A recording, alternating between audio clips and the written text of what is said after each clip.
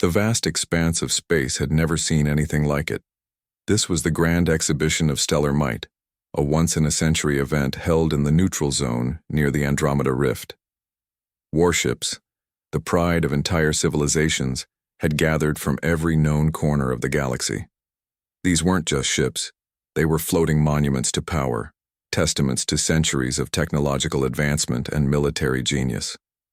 From the Krillian Empire came the Eternal Dawn, a colossal flagship made of living crystal, a behemoth that could bend light itself into devastating weapons. The Zithoran Collective arrived in the Void Piercer, a vessel so utterly black it seemed to swallow the starlight around it. And the Morpheus Federation, ever the innovators, showcased the Quantum Serpent, a ship that defied physics by existing in multiple dimensions at once. It was a breathtaking display of power, a collection of the deadliest and most advanced vessels ever constructed. But then, against this backdrop of technological marvels, something odd drifted into view. It moved with the slow, uncertain grace of a dying leaf caught in an autumn wind. Compared to the giants surrounding it, the vessel was tiny, barely a quarter the size of even the smallest competitor. Its hull was a roadmap of past conflicts, pockmarked with dents, scorched by energy weapons, and covered in crude patches welded over old breaches. The metal was dull, worn by eons of cosmic radiation, and several sections showed signs of improvised, almost desperate repairs. Strange, primitive-looking symbols were scrawled across parts of its surface. On the bridge of the Eternal Dawn, Commander Thoros of the Krillian Empire was the first to notice. His four eyes narrowed, focusing on the approaching speck on his main view screen. "What in the celestial depths is that?" he muttered, his mandibles clicking in confusion. Around him, his bridge crew, beings of pure crystal, leaned forward, equally perplexed. "Scanning now, Commander," his tactical officer replied, her crystalline fingers dancing across holographic controls. "The vessel appears to be of unknown origin. Hull composition is interesting. Iron alloys, titanium, and what appears to be a primitive form of ceramic shielding. Based on the wear patterns and radiation scarring, we estimate its age to be at least 200 solar cycles, possibly much more." A barking laugh echoed through the bridge. 200 cycles, Thoros exclaimed. "Someone brought a museum piece to the greatest military exhibition in galactic history. This is either the boldest insult or the most pathetic attempt at participation I have ever witnessed." Word of the mysterious, ancient vessel spread like wildfire through the assembled fleets. On the Zithoran command ship, the six-eyed Admiral Crexus watched the old warship with growing contempt. "It's broadcasting no identification codes, no diplomatic markers, nothing," he hissed. "Just silence and that pitiful excuse for a hull." "Should we attempt to hail them, Admiral?" his communications officer asked. "Why bother?" Crexus sneered. "Let them drift. Perhaps they'll realize their mistake and leave before the formal presentations begin. I will not have this exhibition tarnished by whatever backwater species thought they actually belonged here." But the ship didn't leave. It continued its slow, steady approach, sliding into a position among the glittering armada as if it had every right to be there. The silence from the ancient warship was deafening. Every attempt to establish communication, every hail and ping went unanswered. Scanning beams from a dozen different empires washed over its scarred hull, but the vessel simply absorbed them, offering no response, no data, nothing. It was like shouting at a rock. However, not everyone was laughing. Inside the Morpheus Federation's flagship, the Quantum Serpent, Science Director Valana studied the readings with a growing fascination. Unlike her military-minded peers, she saw something more than just an old piece of junk. "There's something wrong with these scans," she said quietly to her assistant, a young officer named Trix. "Wrong how, Director?" Trix asked, peering at the holographic display. "The energy signature," Valana explained, her eyes wide with intrigue. "It doesn't match the visible age of the ship. A vessel this old should be running on basic fusion cores, maybe plasma reactors at best. But I'm detecting power fluctuations. Spikes. that suggests something far more sophisticated is hidden within that battered shell. She manipulated the display, zooming in on the strange markings. And these symbols, they aren't just random decorations. They follow complex mathematical patterns I've never encountered before. Trix leaned closer. Could it be a trick? Maybe someone disguised an advanced ship to look primitive for strategic advantage. It's possible, but for what purpose? Valana mused, pointing to a section near what looked like the engine compartment. And look here. The hull isn't just old, it's been meticulously maintained. Someone has been keeping this ship operational for a very, very long time. That suggests either remarkable dedication or remarkable necessity. As the fleets continued their examinations and their mockery, a meeting was called among the senior commanders. Their holographic forms flickered into existence in a shared virtual space. Dozens of species, each more exotic than the last, united in their confusion and derision. I propose we simply ignore this farce, Commander Thoros declared, his voice booming through the virtual chamber. Whatever species sent this relic clearly doesn't understand the magnitude of this event. We proceed as planned. Agreed, Admiral Crexus added smoothly. However, I suggest we do attempt one final unified communication, if only to tell them directly that they're embarrassing themselves in front of the entire galaxy. The Council quickly voted, and a message was prepared. A powerful, broad-spectrum hail was transmitted, broadcast in every major galactic language, from the harmonic frequencies of the ethereal singers to the complex chemical signals of the dissolved ones. The message was blunt. Identify yourself and your purpose immediately. For several long, tense moments, nothing happened. The old warship continued its silent drift, seemingly oblivious to the galaxy-wide demand. A few of the commanders began to chuckle again, ready to dismiss the vessel entirely and get on with the show. Then the ship's external lights flickered to life. They weren't the elaborate, pulsating energy displays of the other vessels. They were simple, functional white beams, and they illuminated sections of the scarred hull that had been in shadow. Painted there, now clearly visible to all, was a symbol that made Science Director Valana's breath catch in her throat.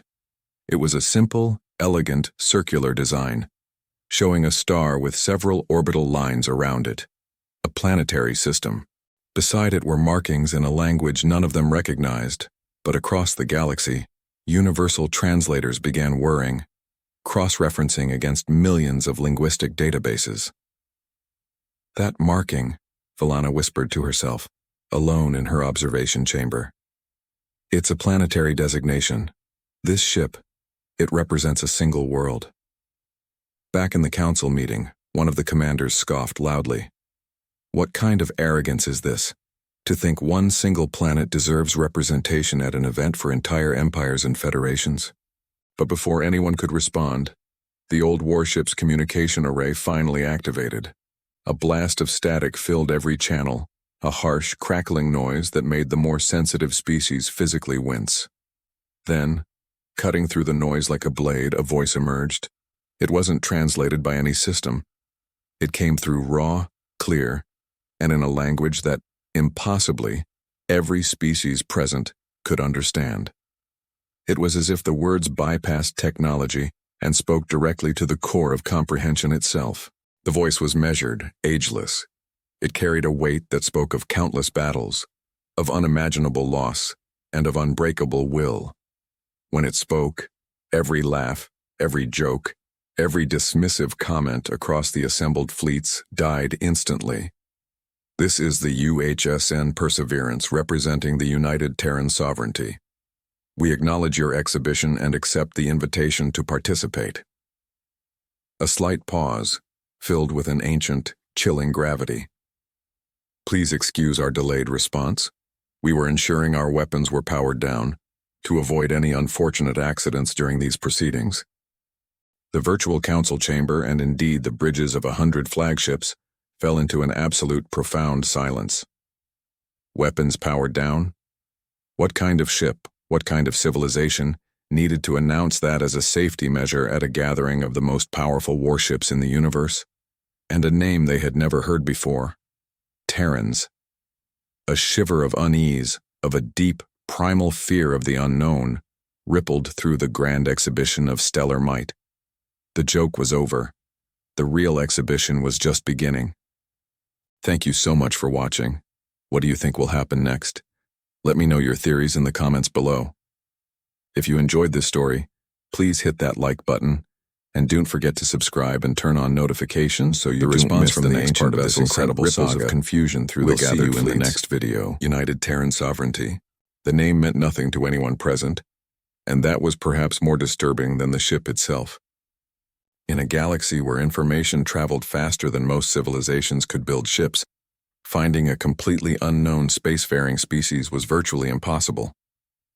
Yet here was evidence that somehow, somewhere, humanity had slipped through the cracks of galactic awareness. Commander Thoros was the first to recover from his shock.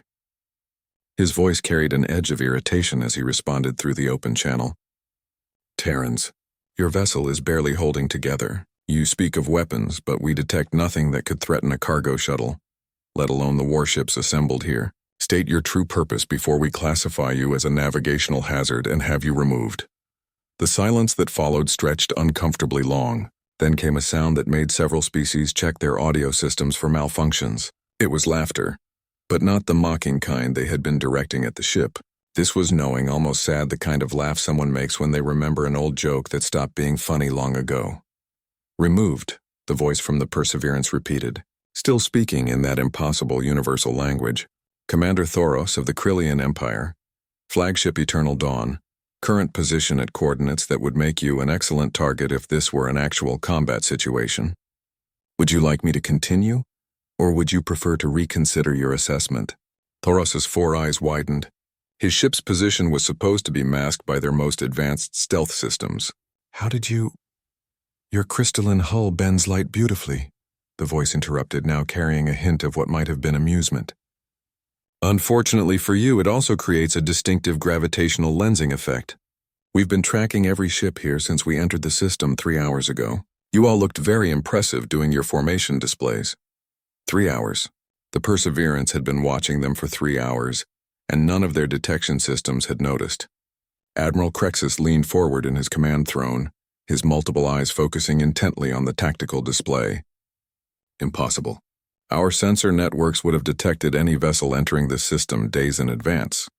Your sensor networks, the voice replied calmly, are looking for conventional propulsion signatures, energy emissions, and mass displacements.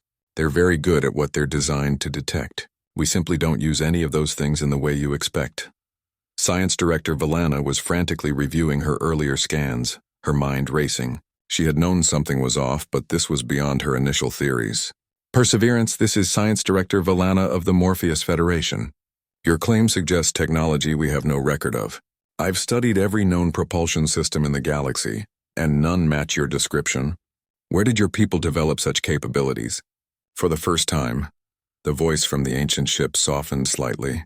Director Valana, your scientific publications on quantum entanglement propulsion are impressive. We particularly enjoyed your paper on theoretical dimensional folding. You were very close to several breakthroughs our people made about 400 years ago. 400 years. The number hung in the space between ships like a physical thing. The most advanced propulsion systems currently in use had been developed within the last century. If these Terrans had mastered such technology 4 centuries ago, why was their ship so primitive-looking? You're lying, Thoros declared. No species maintains technology for 400 years without upgrading their vessels. Your ship looks like it should be in a scrapyard, not participating in this exhibition. You're absolutely right, Commander, the voice agreed. Under normal circumstances, no species would keep such an old vessel in service. But circumstances for humanity have been anything but normal. The way the voice said those words made Valana's skin prickle with unease. There was history there, painful history that explained the scars on that hull. Perhaps, Admiral Crexus interjected, his tone more diplomatic now, you could enlighten us.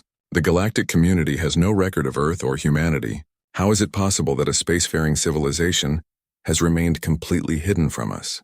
The lights on the Perseverance dimmed for a moment, then brightened again. When the voice returned, it carried a weight that made even the most dismissive commanders pay attention. We weren't hiding, Admiral. We were fighting. 600 years ago, humanity detected an anomaly at the edge of our solar system. We sent ships to investigate.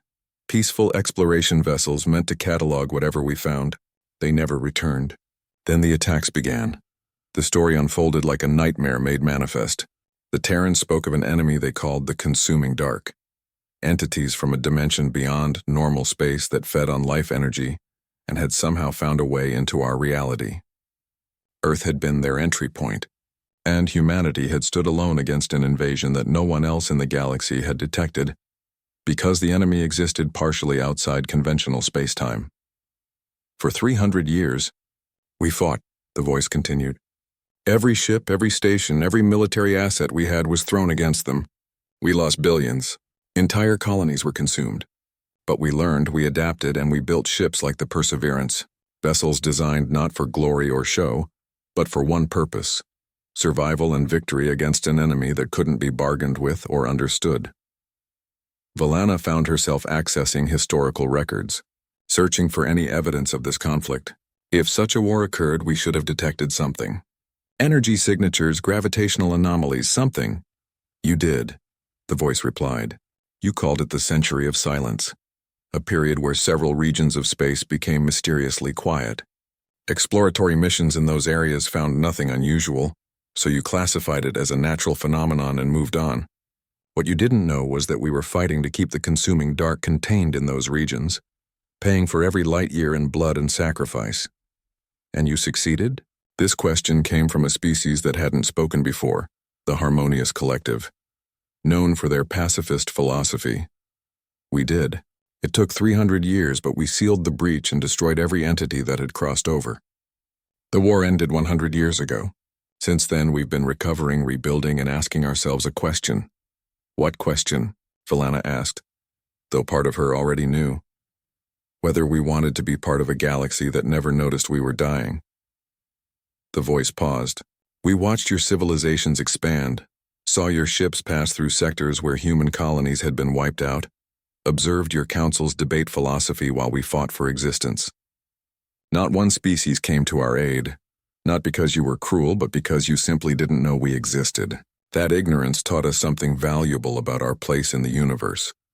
The gathered commanders sat in uncomfortable silence. What could they say to such an accusation that was somehow both damning and forgiving? So why come now? Admiral Crexus asked quietly.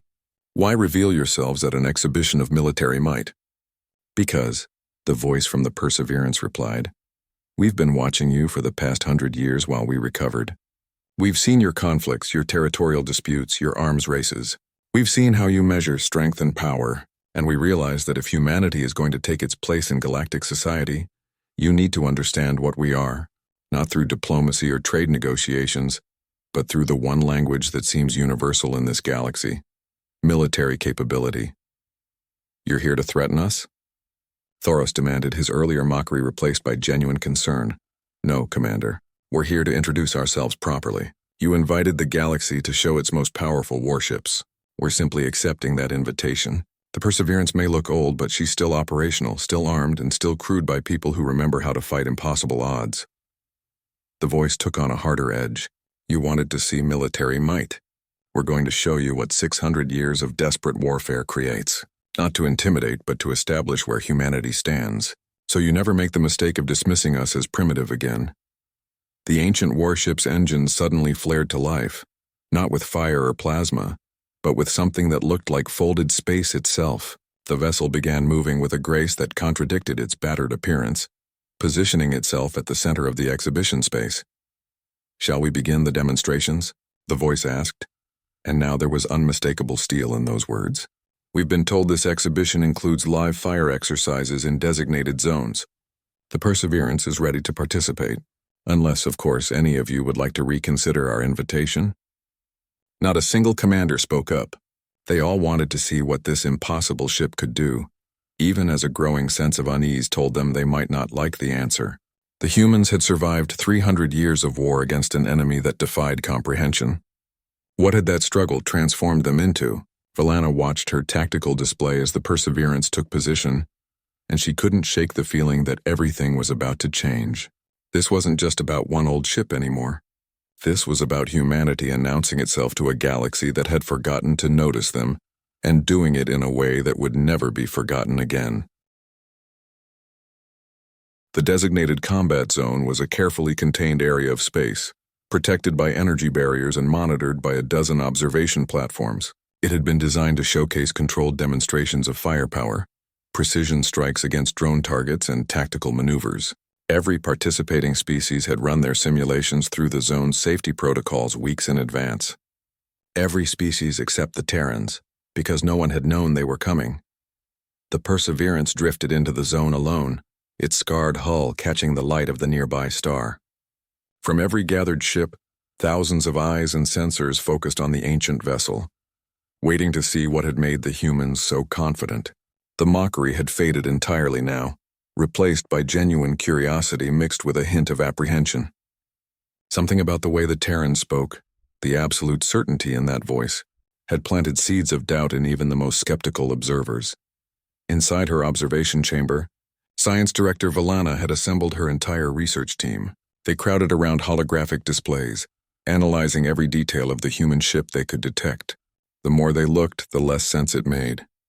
The hull was indeed ancient, but the energy readings fluctuated in patterns that suggested something alive, almost organic in how it responded to external stimuli. "Director, look at this." Her assistant Trix pulled up a deep scan analysis. "The hull isn't just metal. There are layers we can't identify, materials that our database has no reference for, and these patterns running through the structure. They look almost like neural pathways." Valana studied the display, her mind racing with possibilities. A living ship? No, not quite, but integrated in a way we've never conceived. The Terrans didn't just build a vessel. They created something that grows with its crew, learns from its battles. She looked at the scarred exterior with new understanding. Every dent, every patch, every repair isn't a weakness. It's a memory, a lesson learned and incorporated into the ship's very being. On the Krillian flagship, Commander Thoros watched with his tactical officers gathered around him. His earlier arrogance had cooled into professional assessment. "Weapon status on the human vessel?" he demanded. "That's what's strange, Commander," his tactical officer replied, her crystalline features reflecting the glow of her displays. "We can detect power routing to what appear to be weapon systems, but the configurations don't match anything in our database. There are at least 7 distinct systems, but we can't classify any of them." "7?" Thoros clicked his mandibles thoughtfully. "Most ships carry 3, maybe 4 different weapon types. Why would they need 7? Perhaps," his science officer suggested quietly, "they fought 7 different types of enemy." The observation sent a chill through the bridge. An enemy so diverse, so adaptable, that it required 7 different weapon systems to combat effectively. What kind of war had humanity endured? The voice from the Perseverance came through clearly across all channels. "We're ready to begin our demonstration.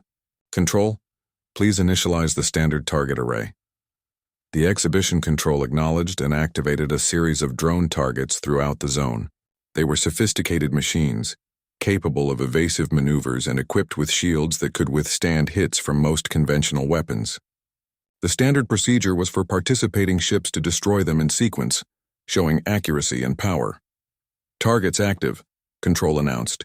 "You may begin when ready, Perseverance." Nothing happened for 3 long seconds. The human ship remained perfectly still, not even adjusting its position. Then so quickly that most sensors nearly missed it, the Perseverance fired, but it wasn't a single weapon. All 7 systems activated simultaneously, each unleashing something completely different. One drone simply ceased to exist, its atoms scattered by what looked like a localized space-time disruption. Another froze in place, its surface coating with some kind of crystalline substance that spread like infection before the entire structure shattered. A third drone began to implode, its mass compressing until it became a tiny point of intense gravity before winking out of existence. The remaining drones met equally varied fates. One was struck by a beam that didn't destroy it, but rather seemed to age it rapidly, its systems failing as centuries of decay happened in seconds. Another was hit by something that looked like liquid metal, which wrapped around it and crushed it from all directions simultaneously. The 6th drone exploded from within, as though something had ignited its power core without any external damage. and the seventh simply vanished. There one moment and gone the next, leaving behind only a faint shimmer in space that suggested dimensional displacement. 7 targets, 7 different weapons, 7 different methods of destruction, and it had taken less than 4 seconds. The silence that followed was absolute. Even the background chatter of ship communications had stopped as every being present tried to process what they had just witnessed. This wasn't just advanced technology. This was proof of a civilization that had been forced to innovate in ways the galactic community never had to consider.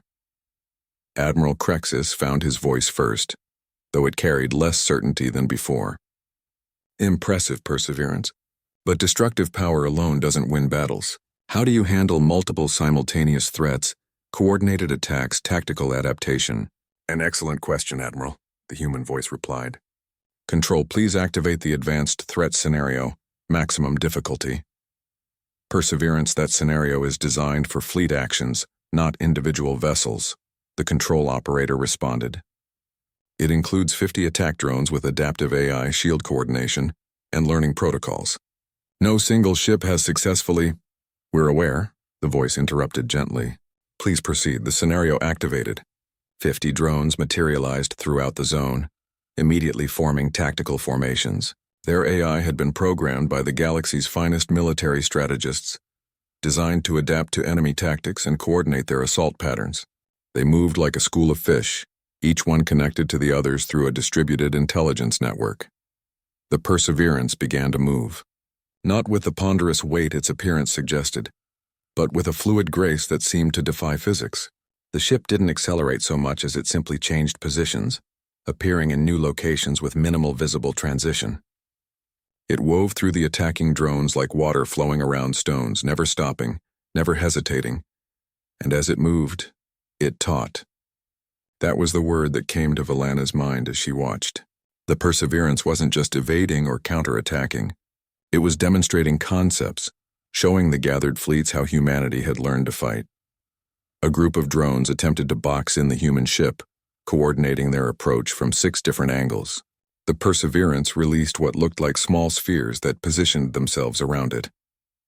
When the drones fired, their energy weapons struck these spheres, which somehow redirected the attacks back at the drones themselves. Adaptive defense, Valana realized, using the enemy's own firepower against them. Another wave tried to overwhelm the ship with sheer numbers. The Perseverance responded by firing something that looked like a web of energy between the drones. The web pulsed once and suddenly the drones' coordination broke down. They began firing on each other, their distributed intelligence network corrupted by whatever the humans had introduced into their system. Electronic warfare taken to its logical extreme. As the demonstration continued, a pattern emerged. Every weapon, every tactic, every maneuver was designed not just to destroy, but to overcome a specific challenge. This wasn't a warship built for conventional battles between organized fleets following established rules of engagement. This was a vessel created to fight chaos itself, to battle an enemy that couldn't be predicted or understood through normal frameworks. In less than 2 minutes, all 50 drones were neutralized. Some destroyed, some disabled, some reprogrammed to defend the Perseverance rather than attack it. The human ship returned to its starting position, its movements calm and unhurried, as though the entire display had been a minor exercise rather than the most advanced combat scenario the galaxy could devise. Admiral Crexus, the voice from the Perseverance, spoke into the stunned silence. You asked how we handle multiple threats and tactical adaptation. That demonstration was conducted at 30% combat efficiency.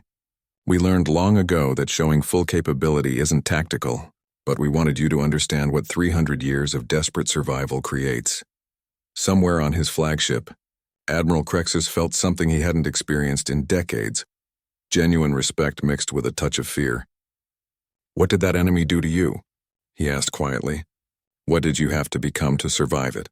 The voice that answered carried sorrow that resonated across species boundaries. They taught us that survival isn't about being the strongest or the most advanced. It's about being the most adaptable, the most willing to learn, the most determined to pay whatever price victory demands. They taught us that mercy is a luxury earned through strength, and that peace is only possible when you're capable of war. But most importantly, they taught us that standing alone makes you either very weak or very strong. and humanity chose which one we would be.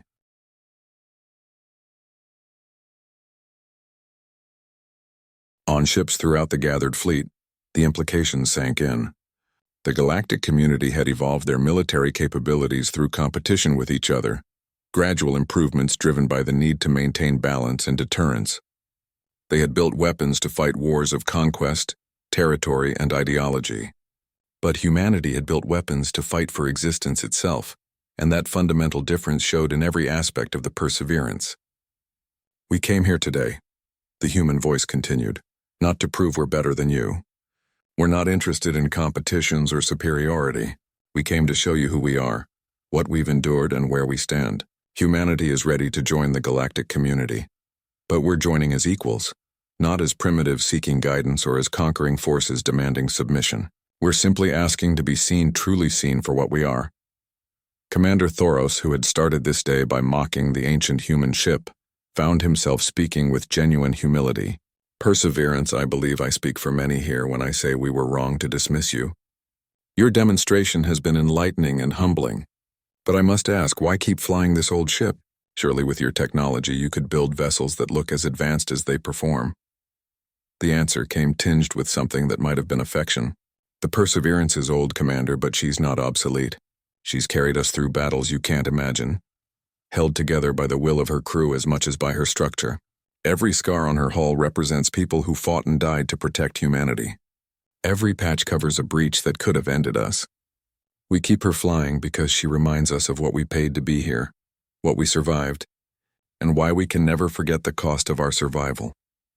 The voice paused, and when it continued there was a shift in tone, something more personal breaking through the formal military bearing. "There's a human tradition, an old one. We name our ships not just for what they are, but for what we need them to be. This ship is called Perseverance because that's what saved us. Not superior weapons, not advanced technology, not tactical genius, just the simple, stubborn refusal to give up, even when giving up would have been easier. She flies because we persevered, and every time someone looks at her battered hull and wonders why we don't retire her, we get to tell them this story. We get to remember." In her observation chamber, Valana felt tears forming. A rare response for her species, but one that felt appropriate. This wasn't just about military capability. This was about a species that had been forged in fire, that had suffered and survived and emerged with their humanity intact. The scars weren't just on the ship. They were on every human who had lived through that long war, and those scars had become sources of strength rather than shame. "The exhibition will continue," the control operator announced, trying to restore some normalcy to proceedings. "Would any other vessels like to demonstrate their capabilities?" But the mood had shifted. Several commanders declined to demonstrate after the humans. What was the point? The Perseverance hadn't just shown superior technology. It had revealed an entirely different philosophy of warfare, one born from necessity rather than choice. As the human ship began to drift back toward the perimeter, Science Director Valana made a decision. She opened a private channel, bypassing the public frequencies. "Perseverance, this is Science Director Valana. I would like to request a meeting if you're willing. Not as a military assessment, but as a scholar who wants to understand. You mentioned my work on quantum entanglement. I would be honored to learn from your experiences, to understand how you developed your technologies." There was a pause before the response came, and this time the voice sounded warmer, more human. "Director Valana, we've been hoping someone would ask. Humanity has spent a century in isolation, and we've missed being part of something larger than ourselves. We'd be happy to share what we've learned. After all, knowledge that isn't shared dies with its keepers, and we've already seen too much death." "Thank you," Valana replied, her voice thick with emotion. "I think I speak for many in the scientific community when I say we have much to learn from each other." "Perhaps," the human voice agreed. "But I think you'll find that humanity has as much to learn from you as you do from us. We've become experts at survival, but we've forgotten much about living. We've mastered war, but we yearn for peace. We've stood alone for so long that we've almost forgotten what it means to stand together. Maybe that's the real reason we came here today. Not to show our weapons, but to remember that we're not alone anymore, that the war is over, and that there's a whole galaxy out there we can finally get to know." As the Perseverance settled into a waiting position, Other ships began to approach it, not with hostility but with genuine curiosity. Hails came in from a dozen different species, requests for meetings, questions about technology, invitations to diplomatic functions. The ancient warship that had arrived to Mockery was now the center of attention, but for all the right reasons. On the bridge of the Perseverance, hidden from the galaxy's view, Captain James Reeves allowed himself a small smile. Around him, his crew, all veterans of the consuming Dark War, worked with the quiet efficiency of people who had learned their skills in crucibles of fire. They were old now, most of them, survivors of a conflict that had ended a century ago. They had volunteered for this mission, this one last voyage of the old ship, because they understood what it represented. "What do you think, Captain?" His first officer, a woman named Diane Foster, whose cybernetic arm was a reminder of a battle fought 40 years past, asked quietly. "Did we do right?" Reeves looked at the displays showing the gathered fleets, the incoming messages, the beginnings of what might become real connections between humanity and the galaxy. "I think we showed them the truth, Diane. Not just about our weapons or our ships, but about what it cost to survive and what that survival means. Whether it was right or not, only time will tell, but at least now they know we exist. They know we're here, and they know that dismissing humanity as primitive or irrelevant would be a serious mistake." "The war shaped us," Diane said softly, her eyes distant with memory. "Made us harder, smarter, more capable. But I hope we didn't lose the parts of ourselves that made us worth saving." "That's why we're here," Reeves replied, "to find out if there's still room in the galaxy for people like us. People who've seen the darkness and fought it back. People who carry scars but refuse to let those scars define them. We're here to see if humanity can be more than just survivors." Outside, the vast exhibition continued, but it had fundamentally changed.